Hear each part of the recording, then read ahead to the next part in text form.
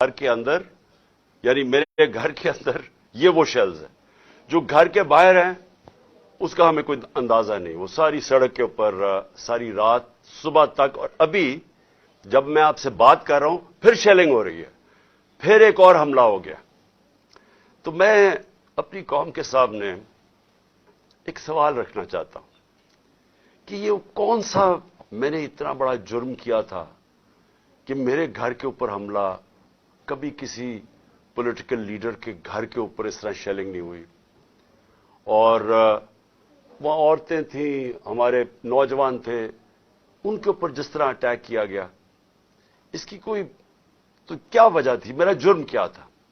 جرم یہ تھا, ذرا میں آپ چاہتا ہوں غور سے سنیں میرا جرم کیا تھا.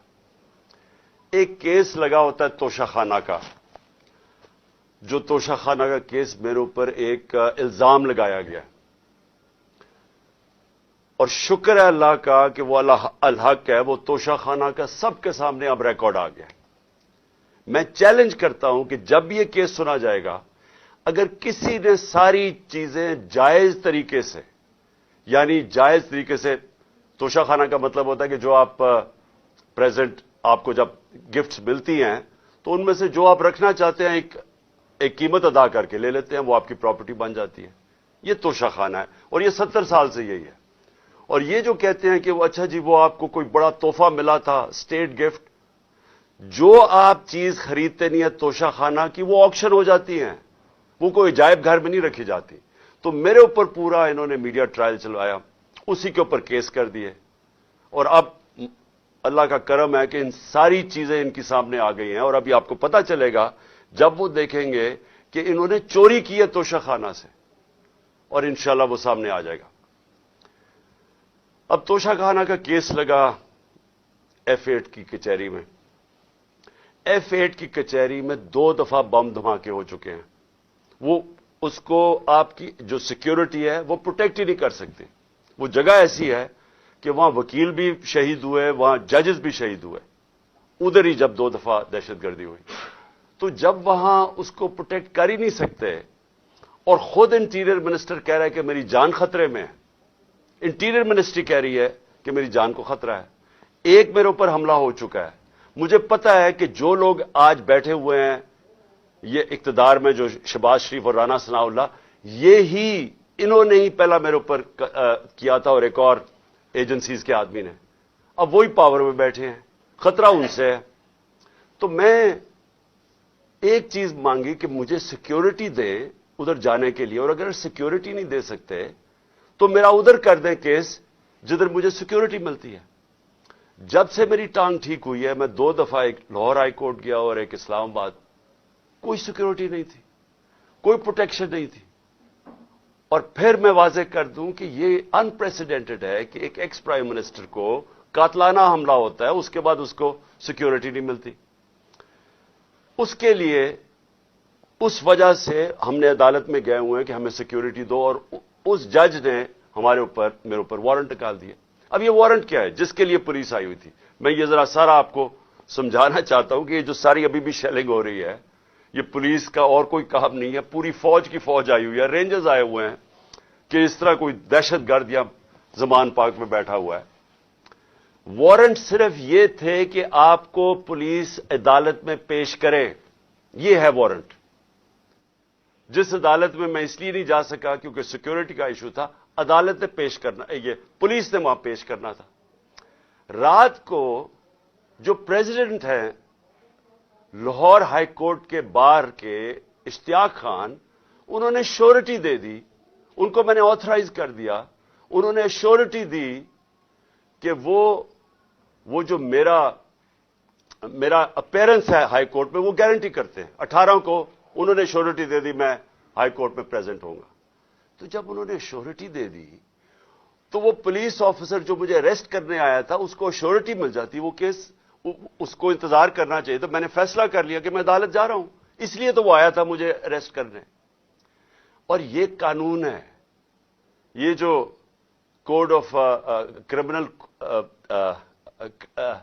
CCP جسے کہتے ہیں کہ کوڈ فار کرمنل CRPC, جو کوڈ ہوتی ہے جو جس کے تحت یہ قانون بنا ہوا ہے, اس کا سیکشن 75 کہتا ہے کہ یہ اگر کر دیں تو پولیس آپ کو اریسٹ نہیں کرتی.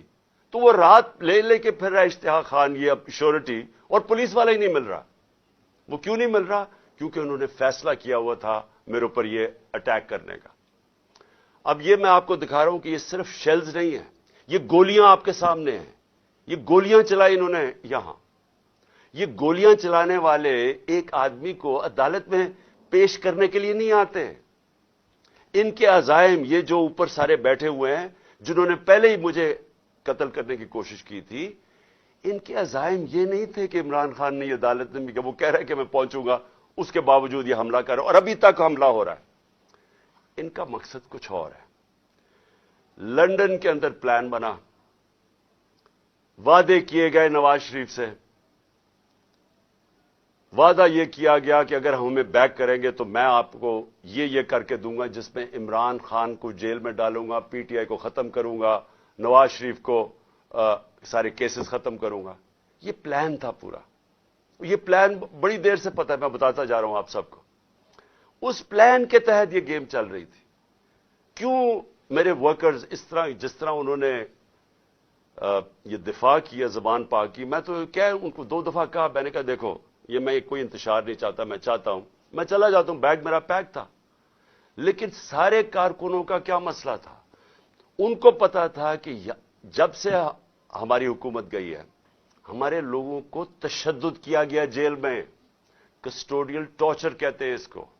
جیل کے اندر تشدد کیا گیا. اعظم سواتی, شہباز گل, ہمیں پتہ ہے ارشد شریف سے کیا ہوا, ہمیں پتہ ہے سوشل میڈیا کے لڑکوں سے کیا ہوا, اور ہمیں پتہ ہے کہ وہ درویش, وہ جو اسپیشل انسان تھا جس کے پاس پیار کے علاوہ کچھ تھا ہی نہیں, ذل شاہ سے کس طرح انہوں نے اٹھایا اور اسے تشدد کر کے قتل کر کے سڑک پہ پھینک گئے.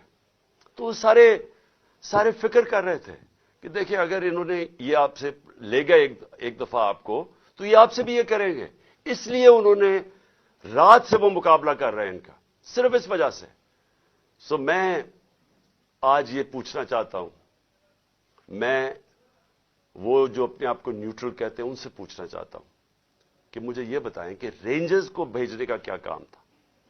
میرے دیوار کے اوپر رینجرز چڑھ رہے تھے, اندر آنے لگے تھے. یہ میں کون سا جرم کیا کہ رینجرز کو یہاں اٹیک کروایا میرے اوپر؟ اور جب رینجرز اور ہمارے لوگوں کا آمنا سامنا ہوگا تو کیا کوئی قوم سمجھے گی کہ ہماری اسٹیبلشمنٹ نیوٹرل ہے؟ اور کیا یہ کرنا چاہیے کہ رینجرز یعنی فوج کو اور عوام کا آمنا سامنا کروانا چاہیے؟ جب ٹی ایل پی آ رہی تھی اسلام آباد کی طرف تو مجھے تب آرمی چیف نے کہا تھا کہ ہم بالکل فوج کو سولینز کے سامنے نہیں لے کے آئیں گے. تو اب کیوں آ رہی ہے؟ کیا وجہ ہے؟ کون سا جرم ہے؟ کیا جرم کیا میں نے؟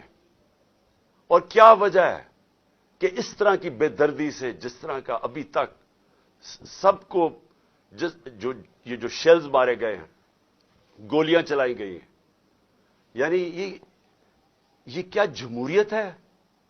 کیا ہم نے کبھی ہمارے 3.5 سال میں کبھی کسی کے اوپر 3 لانگ مارچز دی, پروٹیسٹ تھے, کیا ہم نے کبھی کسی کے اوپر یہ کیا؟ تو یہ کیا وجہ ہے؟ اس کے پیچھے کیا ہے؟ ہم سب سوال پوچھ رہے ہیں, ہم سب حیران ہیں کہ اس سب کا مقصد کیا ہے؟ چاہتے کیا ہے؟ کیا یہ وہ ساری وہی ایک تسلسل ہے کہ کسی طرح تحریک انصاف کو دیوار سے لگاؤ, لیکن اس سے بھی زیادہ عمران خان کو مائنس کرو بیچ میں سے, اس لیے پکڑنے آئے تھے؟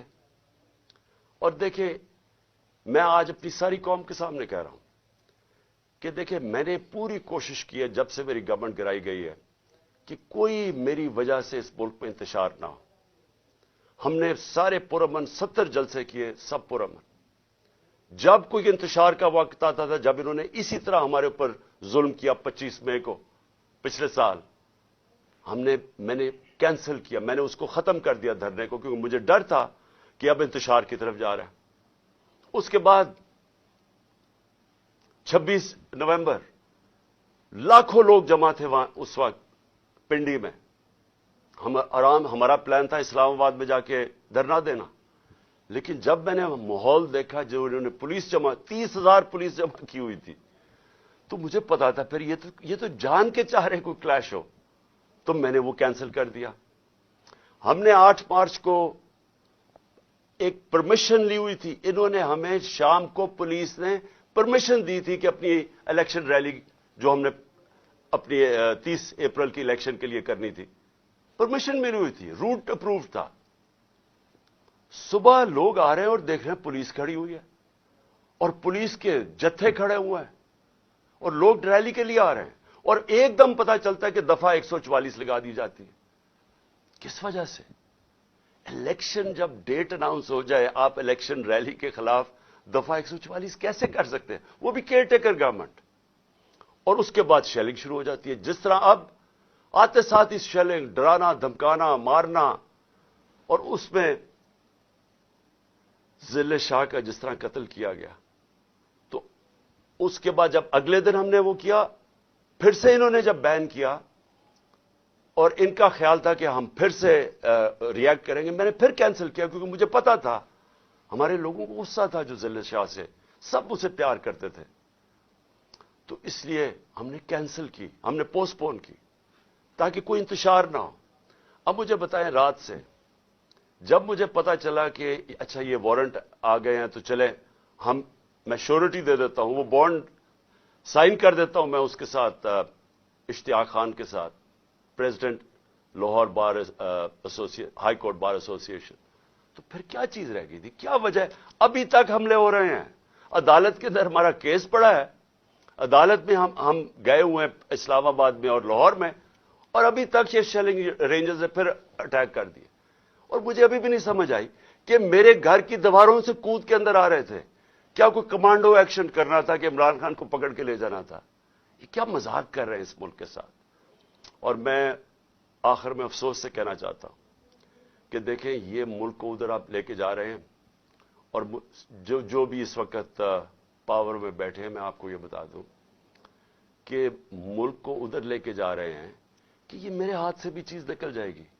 اب یہ جو لڑکوں نے, یہ تھوڑے سے تھے, جس طرح انہوں نے وہاں کھڑا ہو کے ٹیئر گیسنگ سب کے باوجود اتنی بھاری پولیس کی نفری اس کے سامنے کھڑے ہوئے ہیں, صرف اس خوف سے کہ چیئرمین کو اٹھا کے لے جا کے یہ پھر جیلوں میں تشدد کریں گے. اور خوف یہ ہے کہ انہوں نے قتل کرنے کی کوشش کی تھی اور یہی اب جیل میں لے کے جا رہے ہیں. کسی کو اعتماد نہیں ہے ان مجرموں کو, یہ جرائم پیشہ لوگ ہیں, کسی کو ان کے اوپر اعتماد نہیں ہے. تو میں سوال یہ پوچھتا ہوں کہ جو اس وقت اقتدار میں بیٹھے ہیں, جو پاور میں ہیں, جو پاور کنٹرول کرتے ہیں پاکستان کی, اور وہ یہ نہیں ہے یہ جو رانا ثناء اللہ اور یہ جو شہباز شریف ہے جن کے پاس پاور ہے, کیا کوئی فکر ہے آپ کو پاکستان کی؟ کیا آپ کو فکر ہے کہ یہ ملک جا کدھر رہا ہے؟ کیا آپ کو فکر ہے کہ میں اگر آپ جب بھی مجھے پکڑ لیں گے کیا ہوگا؟ جیل میں چلا جاؤں گا.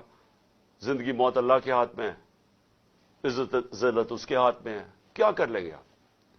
اور زیادہ پارٹی طاقت میں آئے گی, لیکن اس کا جو نتیجے میں جو رد عمل آئے گا وہ کیا فائدہ ہوگا پاکستان کو؟ کس کو نقصان ہوگا؟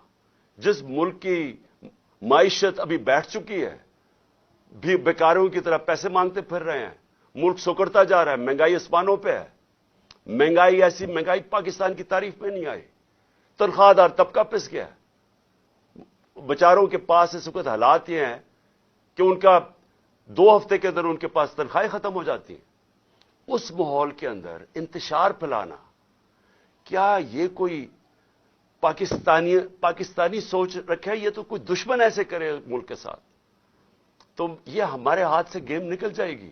یہ جو حرکتیں ہو رہی ہیں یہ میری, اب یہ جو باہر لڑکے ہیں یہ میری نہیں سن رہے. جب ان کے اوپر یہ انتشار ہو رہا ہے اور یہ جو شیلنگ ہو رہی ہے وہ میری نہیں اب بات سنتے. وہ اب میرا کوئی کنٹرول ان کے اوپر نہیں ہے. اور جس طرح کی اب بمباری اور یہ سب کے ہاتھ سے نکل جائے گا. اس لیے میں کہنا چاہتا ہوں اپنی عدلیہ سے سب سے پہلے کہ دیکھیں, امید صرف اب ہمیں آپ پہ رہ گئی ہے.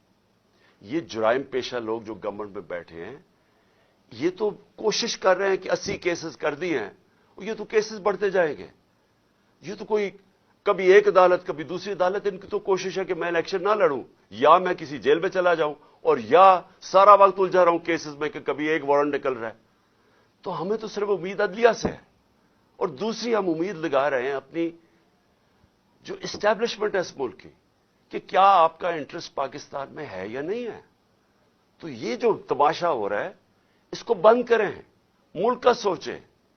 یہ جو بھی پلان ہے لنڈن کا اس کے اوپر نہ کام کریں. یہ ملک تباہی کی طرف جا رہا ہے. اور میری اپیل ہے آپ سب سے کہ اب اس ملک کا سوچیں. آپ جن کا جینا مرنا اس ملک میں ہے, ہمارے تو کوئی باہر نہیں جانا, میں تو کوئی لنڈن نہیں جانا جس طرح یہ سارا ٹبر اٹھ کے چلا جاتا ہے یا دوسرا اٹھ کے وہ باہر چلا جاتا ہے. ان کی تو باہر پراپرٹیز اربوں ڈالر ہیں, ہمارا تو جینا مرنا یہاں ہے.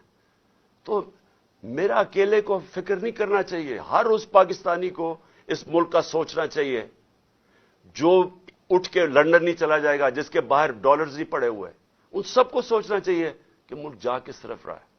اور اپنی عوام کو آخر میں آپ کو کہنا چاہتا ہوں, میں پھر سے آپ کو کہنا چاہتا ہوں, میں پکڑا جاؤں, جیل میں بھی چلا جاؤں, جو بھی مجھے ہو جائے, آپ نے یہ جو حقیقی آزادی کی ہماری تحریک ہے, آپ نے سب نے اس میں شرکت کرنی ہے. کیونکہ غلام قوم کا کوئی مستقبل نہیں ہوتا. یہ جو ایک چھوٹا سا طبقہ اوپر حاوی ہوا ہے, قانون کے وہ اوپر بیٹھا ہے, ہر قسم کا ظلم کرتا ہے لوگوں پہ, خوف کے اوپر ملک چلاتا ہے, سارے ملک کے وسائل کے اوپر قبضہ کر کے بیٹھا ہوا ہے, یہاں سے پیسہ چوری کرتا ہے, ہنڈی والے سے باہر بھجوا دیتا ہے. ملک کا ساری چوری کا پیسہ آج ان کے بڑے بڑے بینک اکاؤنٹس اور لنڈن اور باہر مغربی کیپٹلز میں ان کا پیسہ پڑا ہے. صرف دبئی کے اندر 20,000 پاکستانیوں نے, یہ ابھی بلومبرگ کی رپورٹ ہے, 20,000 پاکستانیوں کا دبئی میں $10.4 ارب پڑا ہوا ہے. تو ملک کیسے آگے جا سکتا ہے اگر یہ ان لوگوں کے ہاتھ میں ملک رہے گا. اس لیے میں قوم کو آج کہہ رہا ہوں کہ آپ نے پوری طرح اس حقیقی آزادی کی جہاد میں شرکت کرنی ہے. پاکستان زندہ باد.